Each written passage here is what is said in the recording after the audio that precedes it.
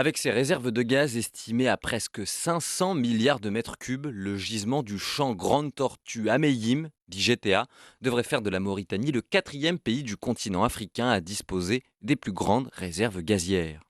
Un gisement qui chevauche la Mauritanie mais aussi le Sénégal. L'idée, c'est que quand on est dans ce genre de situation, hein, c'est-à-dire un gisement qui est à cheval sur la frontière entre deux pays, Jean-Pierre Favnec, spécialiste des énergies fossiles et de leur géopolitique. vite, et ça se passe assez bien, finalement, c'est assez étonnant.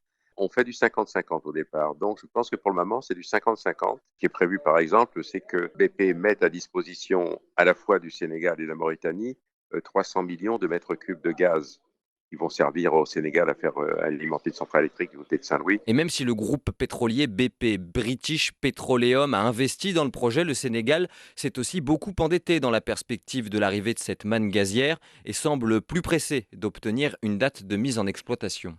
C'est pourquoi le début de la production sur ce gisement est fortement attendu, d'autant que son lancement a été retardé à plusieurs reprises. Déjà, la plateforme d'exploitation est installée, mais la sortie des premiers barils de pétrole du champ GTA a connu un retard déjà de 28 mois.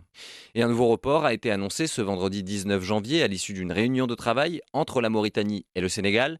Pour Jean-Pierre Favnec, toujours, ces retards forcément constituent un manque à gagner. Ce projet était plus ou moins dessiné, je dirais, en 2016. Et après, ça s'est mis en place. Ça devait démarrer effectivement même beaucoup plus tôt. On a beaucoup fait état du Covid pour expliquer les reports. Il y a eu quelques problèmes au moment de la construction. Il y a eu un typhon qui l'a un peu détruit. Il a fallu le remettre en place. Et là, le délai, de nouveau, on repousse de 6 mois pratiquement. Parce que je crois que c'était le premier trimestre, hein, le démarrage. On passe au troisième trimestre. Et ça s'est traduit par des coûts supplémentaires apparemment. Et évidemment des pertes de recettes, puisque plus le projet est tardif, moins l'argent rentre dans les caisses. Autre motif de retard, la santé économique de British Petroleum, l'un des principaux investisseurs du gisement que nous évoquions précédemment.